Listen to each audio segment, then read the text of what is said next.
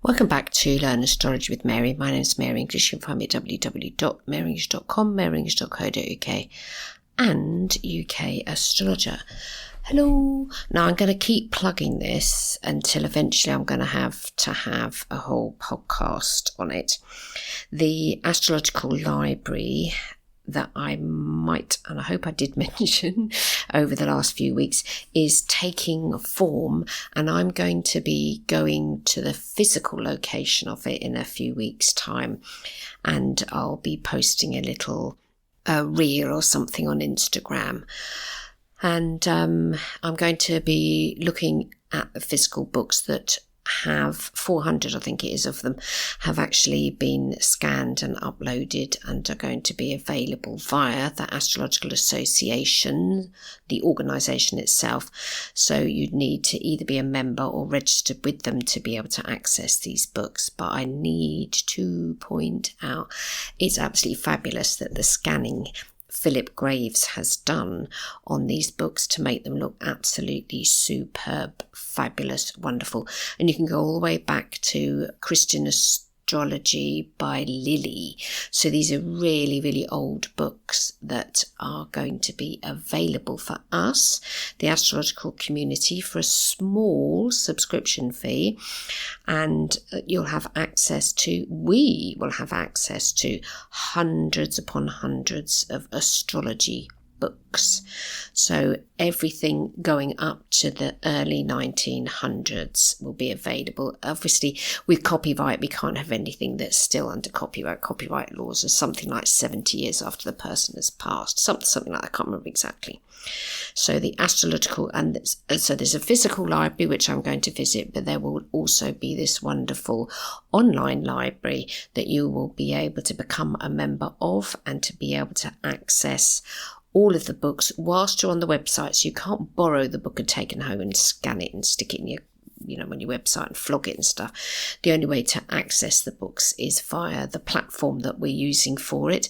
But just that in and of itself means that you can read books by people in subjects in astrology that you might be interested in. So they had a little demo the other day and they were demonstrating some books on the astrology of gambling and racing. So the one was horse racing and the other one was gambling. So if you want to know about that, we have those books. Anyway, that's the plug. Not that it is a plug, because I don't make any money out of plugging those sorts of things, but I'm doing that for the astrological community. So you will be able to have access to books from the early 1900s, right the way back, vumph, in the past, very, very ancient texts. So you'll have access to hundreds of them via the Astrological Association website. So if you keep an eye on our social media channels, you'll be able to get updates on it.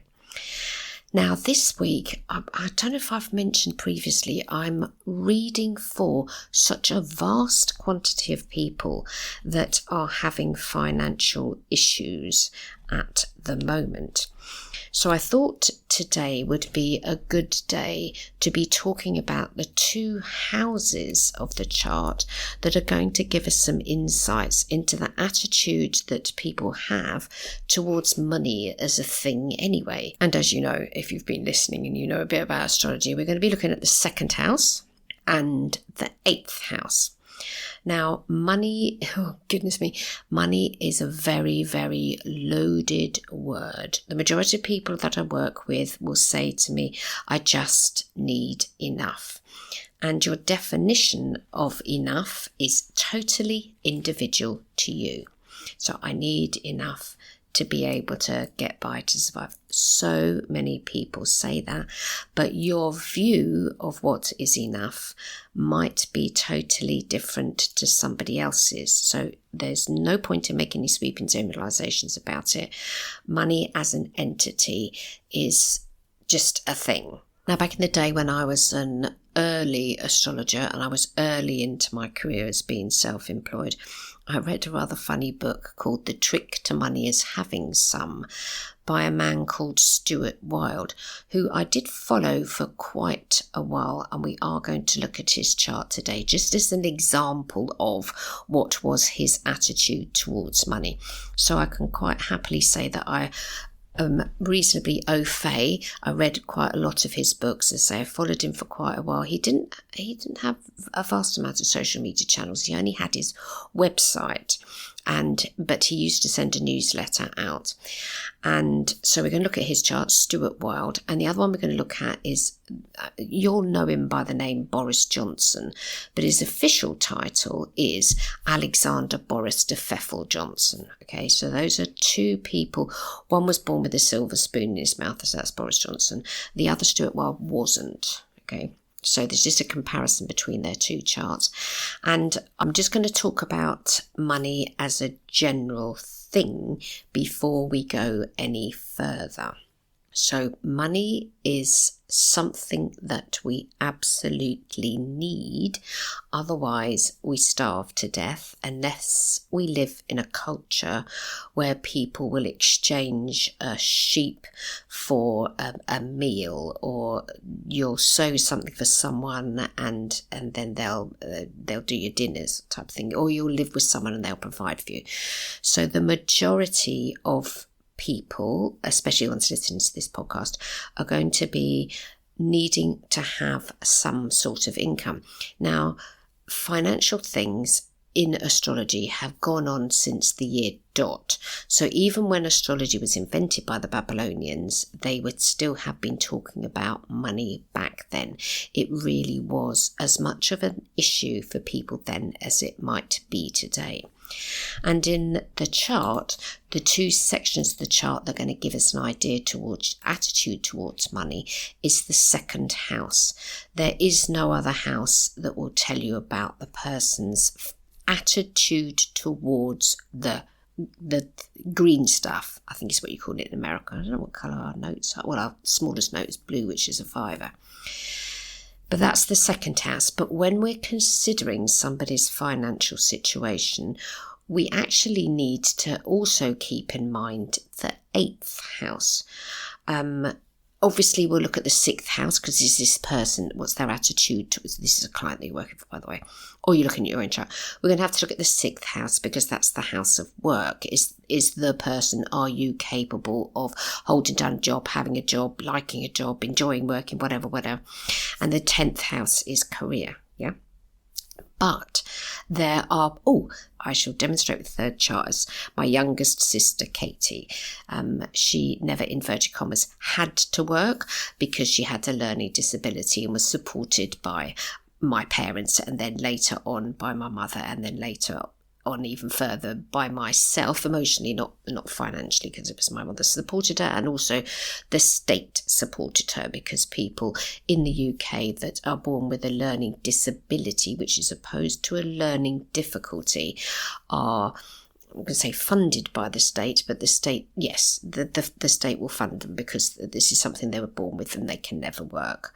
Well, they can work. Some people with learning disabilities can work, but they have to be cared for by the state. It's the state that looks after them. So that'll be my third example. Now, just to add, while we're talking about my sister Katy having Down syndrome, my husband had a brother who also had Down syndrome, and our first ever date, the two of us, I can't remember who brought up the subject. I think it might have been him, and he said something like, I've got something to tell you, I've got a Down syndrome brother. And I went, oh my goodness, I've got a Down syndrome sister. So that was it. We were only sort of 20 minutes into the conversation about, what do you do, and talking about families and stuff. And it's like, oh my goodness, I've never met anybody, I haven't met that many people that have Down syndrome siblings. So I thought that was a pretty crazy thing. And I don't need my sister's permission to share her chart because she is in heaven now. And I'm sure even if I were to ask her, she'd be quite happy to share it. Now, going back to why we're doing this episode, we're considering if you are in financial difficulties at the moment, you need to look at your second house because that is the house that's going to attract, inverted commas, the money towards you, depending also natally what you've got in there. And I am going to go through this planet, that planet, the other planet in the second house. I'm not going to do each sign of the zodiac because this podcast will go on for about 7 hours and I'll die of starvation by the time we get to the end of it. But keep in mind, when you're looking at your own chart, look at the second, the 6th, the 8th, and the 10th, because it's all of those together that will give you an idea about, do you need to work more? Do you need to save more, etc.? That type of thing. Okay, does that make sense? Good. And just as an aside, if you are in financial difficulties at the moment, on my YouTube channel, which is Mary English, by the way, so you can find me YouTube// and just do Mary English and ping, it'll pop up. So on the tab it says playlists. Under the tab of playlist is astrology webinars. Oops, stop. And on there I did a webinar, side hustle webinar. Okay, so what I'll do is I'll put the link to that webinar. I'm just copying it now as I speak to you and sticking it into a note so I can put it in the show notes. So if you want to watch that, so it could be that you are self-employed, maybe you don't work too many hours, or maybe your husband supports you in some way, but the family's hit a bit of a financial crash, you've only got a certain amount of hours. That's a brilliant webinar because it tells you as a side hustle what you could probably do just to help you out of the difficulty that you might be in at the moment. Okay, so that's going to be in the show notes. And if you're listening on YouTube already, which numbers of people do, just go to the playlist tab, go to the webinars, and then you'll find the link for the side hustle webinar. So that'll help you. Because the thing is, when the minute that a person hits a financial difficulty, it's very, very hard to talk someone out of going, oh, it'll be fine, if there literally is no money coming in. And as a self-employed person, I've hit that space quite a few times, and I've got to tell you the truth, it's as scary can be, because if you're the only person that's making the income to support yourself, and then all of a sudden, for whatever reason, it completely dries up, it can cause a difficulty and a panic. So quite a lot of the people, and it's nearly everyone I'm reading for at the moment, has some sort of financial issue, and it's coming up far more in readings at the moment than it probably ever has done in the whole of my career, because the interest rates are rising and the salaries aren't keeping up, and the price of things are going up, and the price of houses are going up, and rental is shooting through the roof. So it's unsurprising that people are requesting that, but we're going to give you some insights into this episode today, what to do about it. And the first thing is to take stock. So astrologically, what we need to do is take stock with our own 2nd and 8th houses. Ignore the 6th and the 10th for the moment, because it's the attitude towards the finances that's going to determine what it is that you'll probably even be happy enough to do about the situation. Now, if you don't know your time of birth, you're going to have to use whole sign. There isn't really a way around this to invent a 2nd house that doesn't exist in your chart. If you're just worried about finances anyway, just watch the webinar about side hustling. So it's not a word that I use a lot. So we're gonna first of all just talk through these 3 charts that I'm demonstrating for you, and I know the financial situations of the 3 people involved. So first of all, we're going to look at Stuart Wilde, who was born on the 24th of September 1946. And I met him in person at a book launch, and I asked him what his time of birth was, and he told me it was 6 a.m. So that is why, and it's very rare. As I say, I've never actually met anybody that's actually been born at 6 a.m, but he says he was. He is a twin. His older twin is a sister, so she was born first. And he told me at this book launch, now it could be that he just invented that, because he did have a bit of a funny way of doing things, but I'm going to trust that the time that he gave me is correct. So he had a Virgo ascendant, moon in Virgo 16 degrees, and the ascendant was 20 degrees. The sun was 0 degrees Libra, and he had Mercury in Libra 8 degrees and Neptune in Libra 8 degrees, all in the 1st house. And he inverted commas, ended his life being a sort of a mystical writer. So he wrote all about the weird and wonderful stuff. And he was really into the weird and wonderful stuff. But he wrote this wonderful book called The Trick to Money is Having Fun. He wrote a few others about abundance, etc., etc. Now, his natal second house, in equal house, it would be different in different house systems, but in equal house, he had Chiron, 23 degrees Libra. He had Mars and Jupiter conjunct in the sign of Libra, and he had Venus in Scorpio, all in his second house. Now, if we just take one planet out of that combo of 4, keeping in mind, of course, that Chiron isn't actually a planet, it's an asteroid, but we're not going to fight about it. So just say we get 3 planets there. 2 of them are conjunct. We've got Mars and Jupiter conjunct at 29 degrees. So his Mars was 29 degrees and 20. Mars was 29 degrees Libra and 40 minutes 29 seconds. And Jupiter was 29 degrees 45 minutes and 6 seconds. They couldn't have been more conjunct. But if you just had, forget about all the other things, Jupiter in the second house, we can quite safely say astrologically that 9 times out of 10, you'll land on your feet, because no matter what type of astrology you practice, Jupiter is the lucky planet. The second house is to do with money, and people that have Jupiter natally in their second house, 9 times out of 10 will be lucky financially. But he wasn't just an ordinary financially astute person. The Mars was conjunct as well in Libra, so he really quite enjoyed talking about the money that he got, and he was a great storyteller.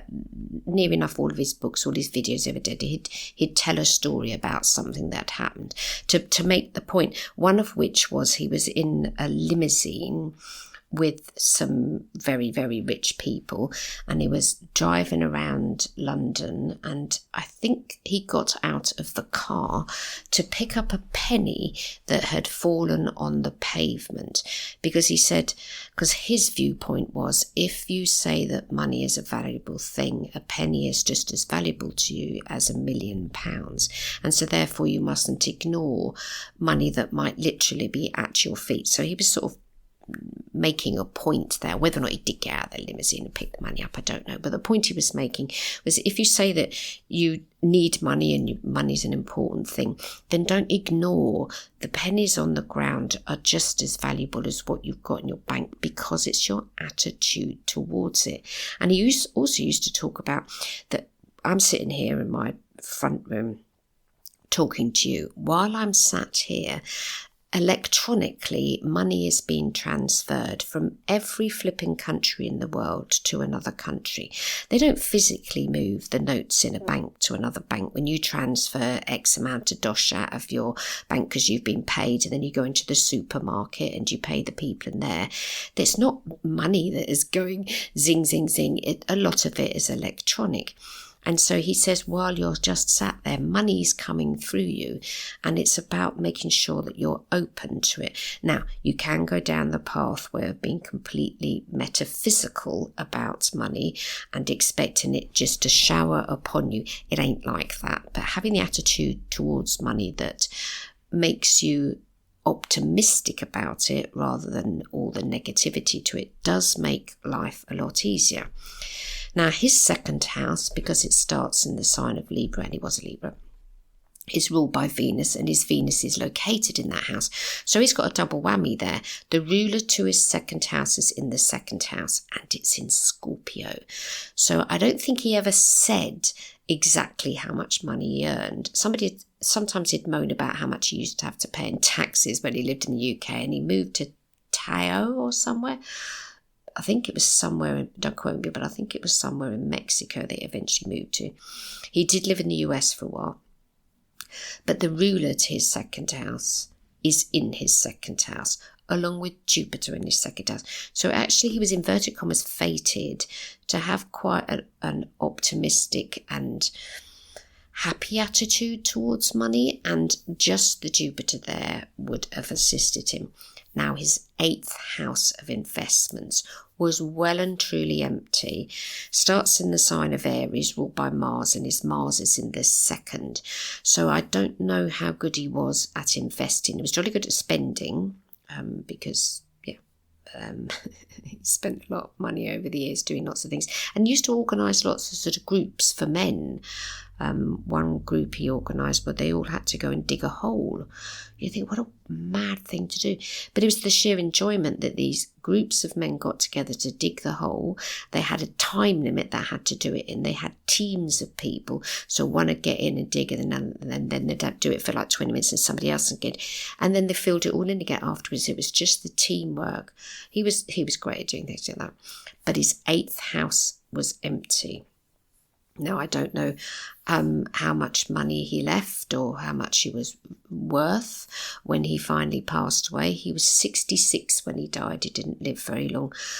He was in Ireland at the time, and I think he was driving around the countryside somewhere and just had a heart attack. That was it, and he died. He died very, very suddenly. He's got a one-sided chart. All his planets are on the left-hand side of his chart. He's definitely got a bowl. He had Moon in Virgo in the 12th, because of the Virgo ascendant, it was hidden in the 12th. He's got Saturn and Pluto in Leo in the 11th, and he was very, very friendly. And he had Uranus in the 10th, so that's the house of career. So his job over the years did change a considerable amount. And he also did not like 9 to 5 work. He was absolutely allergic to that. But he was, in a sense, born under a lucky star. So he was quite lucky to have that Jupiter in the 2nd house. There are other planets there as well, yeah. But he was also capable of very hard work. Now, the rest of the chart's not going to tell us that unless we look at rulership. So 6th house starts in the sign of Aquarius, ruled by Uranus. Uranus is located in the 10th. He wants to have a job that isn't regular or normal, or he wants a job that isn't regular and is abnormal and unusual, and he definitely had that. His 10th house, as already mentioned, he got Uranus up there in the sign of Gemini, so he did change his job a lot. So that's just a quick skip around Stuart Wilde's chart. You can Google him, you can find him. There's probably his website still knocking about the place. He'll have YouTube videos, etc. And he was very successful. Some of the books that he wrote were bestsellers, and I've read a number of them, and they're fab. Really enjoyed it, and I especially liked The Trick to Money is having some. Now, Alexander Boris Johnson, more commonly known as Boris Johnson, is a Gemini, and he has Moon in Scorpio. So he has a Libra ascendant, Moon in Scorpio in the 1st, but his 2nd house has Neptune retrograde in Scorpio, and he is the sponger. He never had, for any length of time, never has had an inverted commas proper job and done a full day's work. He's absolutely work shy, and he's complained a lot over the years, because don't forget he was the Prime Minister of the UK for an amount of time, scarily during the pandemic. He complained for an amount of time that being a Prime Minister, like running the country, didn't pay him enough. And in the end, he ended up, after he stopped being Prime Minister, somebody, don't ask me who, I can't remember, bought him a mansion, or didn't buy it for him, gave him a mansion. So him and his wife, and I think he's got 3 kids by the present wife, and I think he had something like 7 children before he married her, so he must have 10 kids now. God help us. He has an attitude towards money that's not concrete. Look at that, Neptune in Scorpio retrograde. Yeah. So in a sense, it was almost as if he wanted other people, or in himself, it's just, if he just imagines it, it's going to happen, but he ain't going to have to work hard for it. He's got nothing in the 6th other than Chiron. He's got nothing in the 10th. And in his 8th, he's got Jupiter in the sign of Taurus and Mars in the sign of Gemini. So the Jupiter in Taurus, and it's the 8th house of investment, so that's the lucky thing. And this is it, other people's money. The 8th house is other people's money and investments. And weirdly, other people are quite happy to fund him.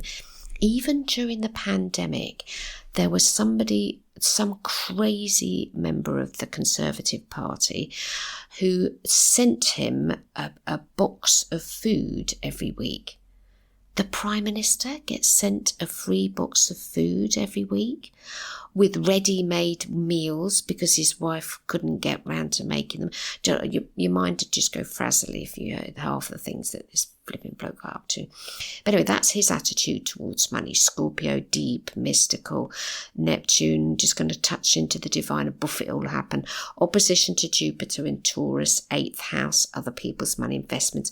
I think his parents were reasonably well off because he went to somewhere like Eton when he was younger. And so it's true what Stuart Wilde said, that the trick to money is having some, that once you have money, money brings more money, which isn't much help to you if you haven't got any money at the minute. But we'll come into that in a second. So that's somebody who's landed on their feet. Jupiter in the 8th house, while Stuart Wilde had Jupiter in the 2nd house. Okay, third chart. This is my younger sister, Katy. She was born on the 17th of January 1967. She had an Aries ascendant. She was born about 10:30 in the morning. Aries ascendant and moon in Aries in the 1st house. Her 2nd house had no planets, but it had the North Node in the sign of Taurus. And she also had Neptune in the 8th house, which is other people's money and investments. So she herself couldn't earn a salary. She did a lot of volunteer work, which you don't get paid for, because if she had been paid for any of the volunteer work that she did, then she would have lost her benefits, because that's the way the benefit system works in the UK. So her money that she had and her attitude towards it, she actually quite liked buying things. Taurus is a 2nd house ruled by Venus, and her natal Venus is in Aquarius in the 11th house. So one of the things that she liked the most was friends, having friends. She had zillions of them. Knowing about other people's pets, writing letters. She wrote umpteen letters. She was a brilliant letter writer. She'd keep a little diary with everybody's dates of birth in, so nothing to do with astrology, just their dates of birth, and then she'd send them a birthday card every year. So anybody that she met, anybody randomly, she'd ask them what their date of birth was, or even, not always the date of birth, most of the time, generally just the birthday. And then every year she made a bunch of birthday cards. She kept them all in a drawer, date order. This is somebody with Down syndrome, right? She kept them in a drawer, date order, so that each month and week and whatever, checking her little diary that she had, she'd send these people these handmade birthday cards that she'd made. Now, there's a story in the family about she used to go shopping. She lived in a little village. She'd go shopping in the village, and there was a lady that used to beg outside one of the supermarkets or something, and she used to like to give this particular lady money. So this particular lady twigged that my sister was always happy to give her money, so she had to be sort of slightly guided in that she might have used a considerable amount of her finances that she had giving to, because she felt very sorry for her, and I completely understand her doing that. But her attitude towards it was more sort of like, she wouldn't worry about money because she had everything she needed. There wasn't a time where she didn't have the things we're talking about now that she needed. But Taurus 2nd house, which in the natural zodiac will be the thing anyway, if yours is empty, look to see where your Venus is. So where might you be happier, and in what way might you be happier obtaining your money?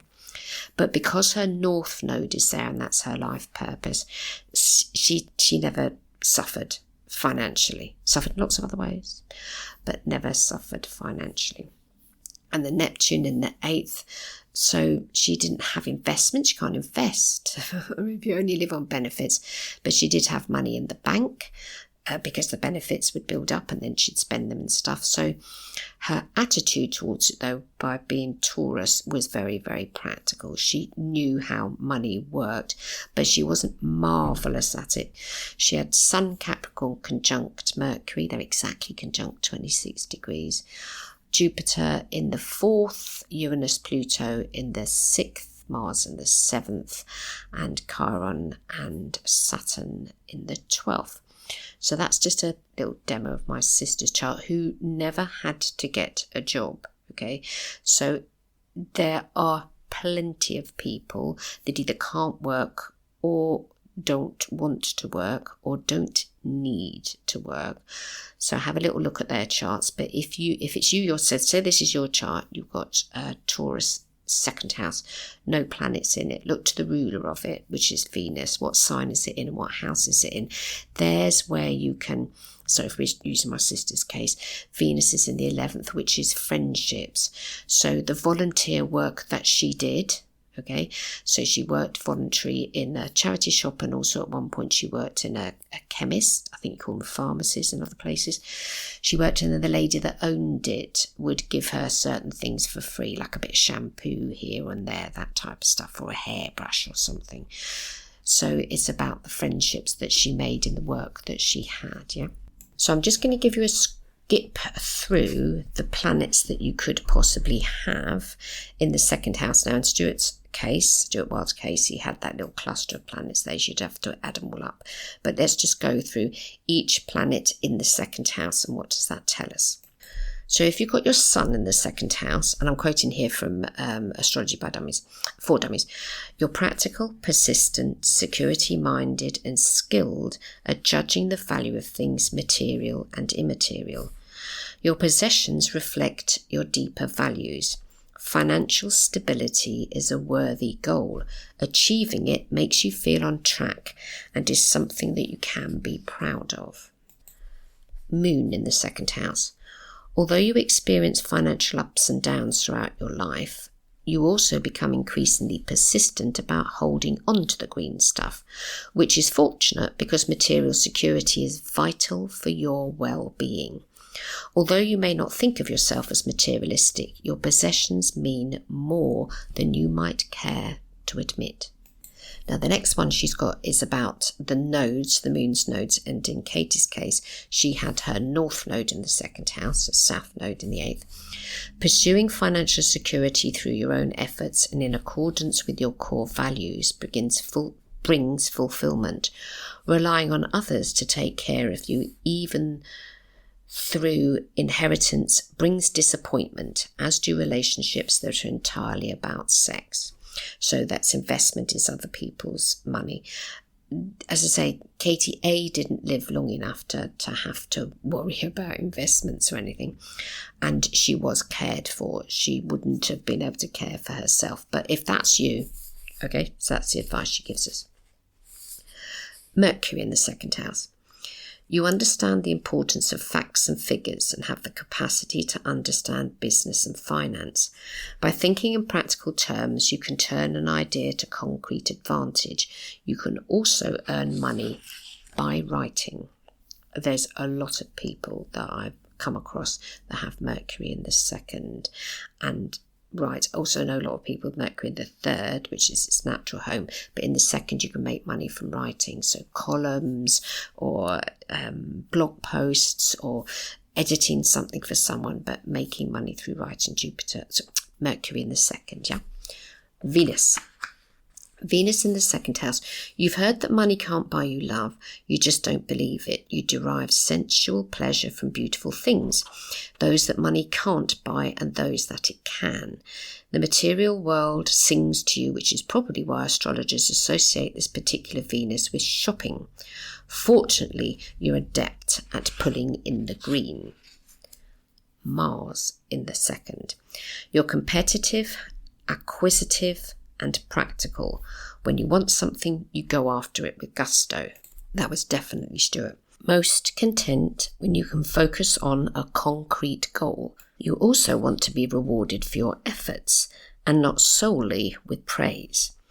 Money and material objects do the trick more effectively than mere words. Jupiter in the 2nd house. Prosperity comes your way, often in the form of windfalls. You're a lucky person, but your desire to spend and your generosity to others may outweigh your ability to earn, so be prudent if you can. Saturn in the second house. You worry about the practical side of life, and money is an issue whether you're frugal or a spendthrift.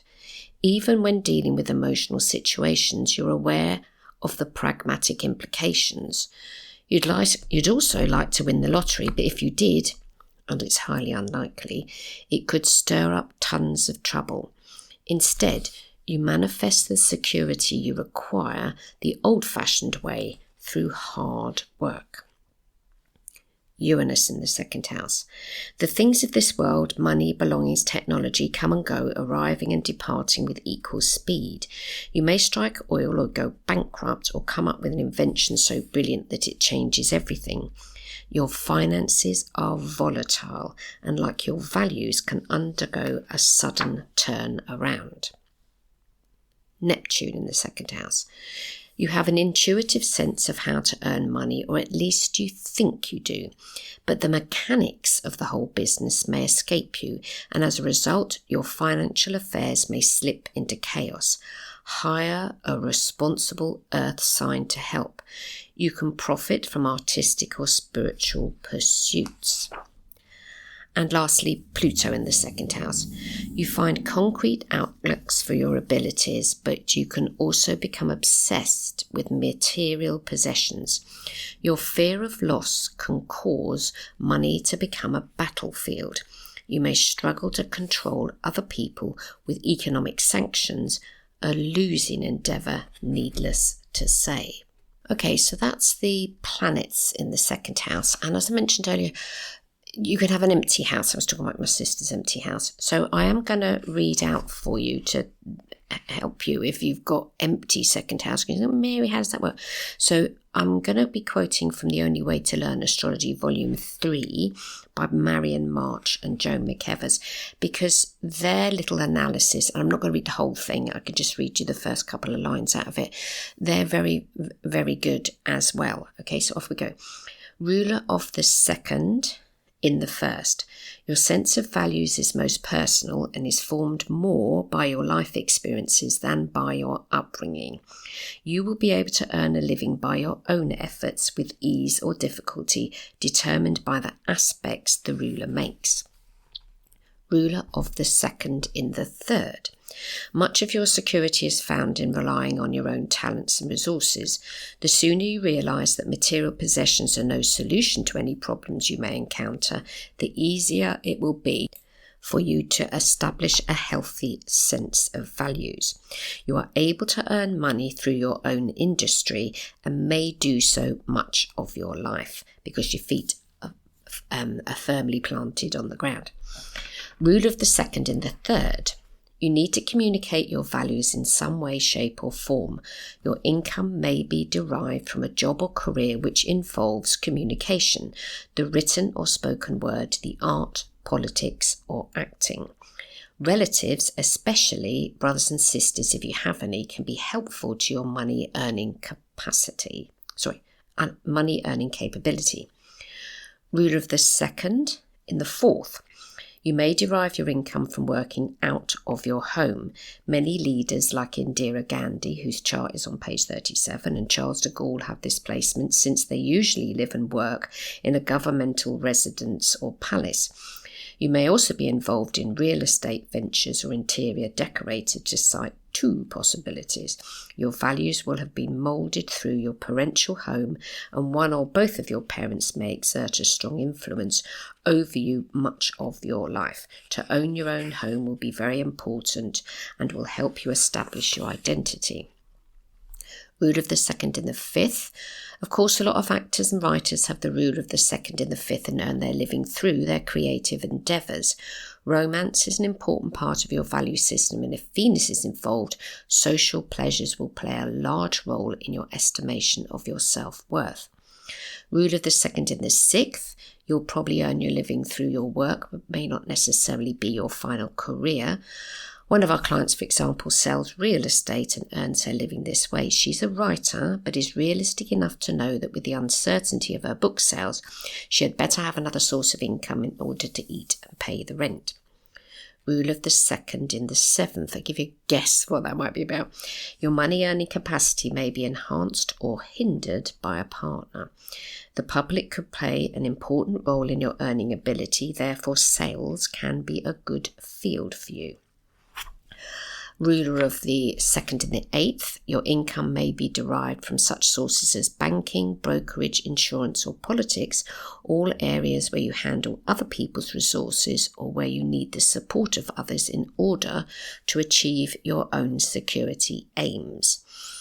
Sex can also be one of the commodities you use in order to make a living.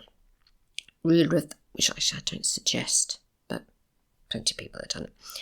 Ruler of the 2nd and the 9th, philosophy, religion, ideas and ideals are very involved with your values. Higher education may be a necessity if you wish to take full advantage of your talents and resources. You may earn your living through such fields as publishing, teaching in a university, working in a library or spreading religion, as did faith healer Catherine Kuhlman. Ruler of the 2nd and the 10th, success in career, finding your own identity and meeting your ego needs are most important in order for you to establish your value system. Without some sense of achievement, you'll easily flounder and doubt your own worth. Your earnings may be aided by the efforts of one of your parents. You may earn your living in some government capacity and your income may come through your career or profession. The status you achieve will determine your feelings of being free or not. Rule of the 2nd in the 11th, which is what my sister's got. Your values are often closely linked with those of friends and with your success or failure in social situations. The amount of love you receive can make a difference in the self-worth you feel. Your income may derive through the influence of friends and acquaintances or from a business that you establish yourself. Until you formulate your hopes and wishes, it will be difficult to come to grips with your inner resources or determine their use. And lastly, ruler of the 2nd in the 12th. You may earn your livelihood by acting behind the scenes or in a private setting. Your income could be derived from an institution like a hospital, so you may be a nurse or doctor. Your values are formed by truly looking deep within your own subconscious or by spending much time alone. You may find your self-worth after going through some sort of psychoanalysis of self-analysis. You need to understand your inner strengths and weaknesses in order to find your real values. And they give loads of chart examples there. Okay, so that's the planets in the 2nd house and the rulers of the 2nd house and their location. And also we need to take into account if your finances have been fine up until now, they could be kicked into the dust by the present transits that are going through your 2nd and your 8th. So pay attention to that. How long is that planet going to be there? Saturn, it's going to be 2 years. Uranus is going to be a long time, so you need to get your head around it. I wouldn't pay much attention to the sun or the moon. They're really not going to do an awful lot transiting through your 2nd or your 8th house. I mean, it depends, because it depends what the rulers are to your various different 2nd and 8th houses. But if you're reading for somebody and they're stressed out and it's a planet like Mercury, for instance, it's going to be there for an amount of time, make the best of it while it's there. But the ones that are going to cause the most, inverted commas, grief for your clients, and also for yourself, depending on what's going on, is definitely Saturn going through it. That's 2 whole years you're going to have to knuckle down and get serious about finances. Same goes if it goes through your 8th house. Neptune, if that, or when that, it might not happen in your chart, when that goes through your 2nd house, don't get caught up with some wonderful investment, because you could very easily, under a Neptune 2nd house transit, be deceived by someone or something, or even yourself. Uranus going through it is going to be seesaw, up, down. So again, you need to establish for yourself some sort of base of how your finances can be. And that's a lengthy transit as well. So the best thing to do is to aim for some sort of stability. And Pluto going through there is is a lengthy transit, so going through your 2nd or your 8th, you're going to have to just accept the fact that you need to get to the bottom of whatever your views are about finances. Now, I'll just add a little bit at the end of this podcast that your attitude towards money is very, very influenced by your parents. They were the first people, or your caregivers, that were around when you were little. And the amount of attitudes and the experiences that we've got to do with Dosh definitely come from our caregivers when we're very small. We might not think that, that's not that. Yes, it does. Because if you grow up in a family where one parent's a spendthrift and the other one isn't, or you grow up in a disruptive family, it's going to make the whole attitude that you have towards it based on fear. And we don't want that. That won't be helpful for you. So if you've got Pluto going through your 2nd or your 8th, then you do need to go more deeply into the experiences that you might have just as finances is a thing. Because going back to Stuart Wilde, I'm sorry to keep quoting him, money isn't good or bad. If we think about the Bible, it's not, money is the root of all evil. It wasn't. The quote was, the love of money is the root of all evil. Money just is. It's not good and it's not bad. It's just a thing like electricity is. But obviously without electricity you can't light your house, you can't charge your phone, etc. So you need enough of it. If Jupiter's going through your 2nd, hopefully that'll help, but it might also make you overspend, so don't do that. Mars will be there sometimes it can be up to 6 months, depending on what Mars is up to. And I would have thought Mars will allow you to sort of get up and do the thing and have the energy for finances if they're a bit wobbly at the moment. And Venus, I would have thought, unless it's retrograding for a lengthy amount of time, which it doesn't generally do, would have been more beneficial in the 2nd. But it depends what you already have in there. So we've gone through advice, there's books, etc. When you're short of money, don't spend lots of money on how to solve your financial situation. That doesn't make any sense. If you're in a financial bad space at the moment, look at other ways of earning. And what you definitely need to do is look at your spending. So you need to, there was a book I read a while back, called Your Money or Your Life, and it was by a guy called Ivan Hall. The book still exists as a Kindle book, and trust me, it came out ages ago.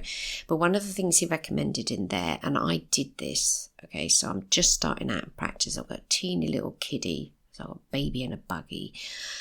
I just got the sack from a job that I was in because I had a fag out the front of the shop, and the owner obviously didn't like that. So quite rightly, he sacked me because he had told me not to, and I did it. So it was my own flipping fault. And that was actually one of the things that kick-started me into doing the work that I'm doing now, because I'm fed up working for other people. I was already trained to be a homeopath.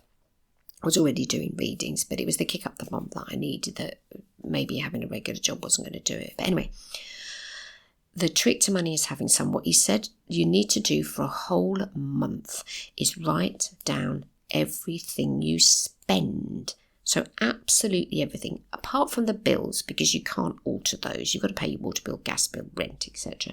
But all the other stuff, that's when people say, I don't know what to spend my money on, then find out. Get a teeny little notebook, write down every flipping penny. And I might have mentioned this in another podcast, that I used to go to a coffee shop. It was lovely. They were friendly. They were really nice. It felt like an extended family because I'd moved from London. I was living in Bath. I felt a bit sort of homesick from where I used to live.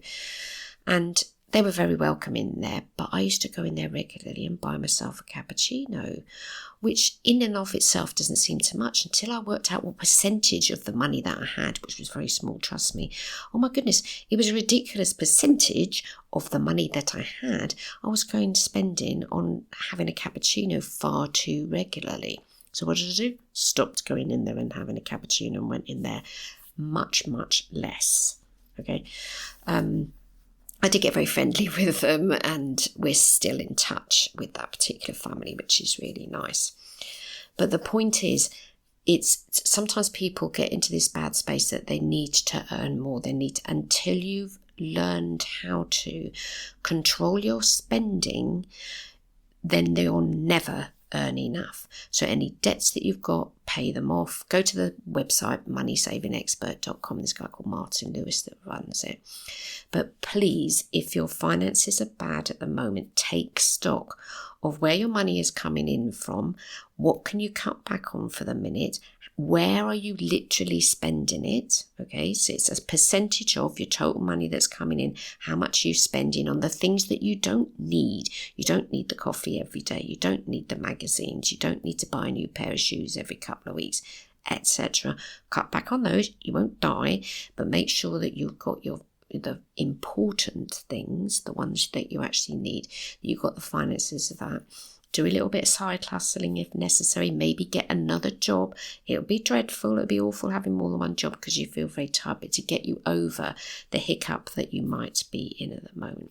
So if you need to contact me, it's mary@maryenglish.co.uk. If you whiz over to the website at the moment, there's still a 20% discount on there. So you just pop your email address in the box.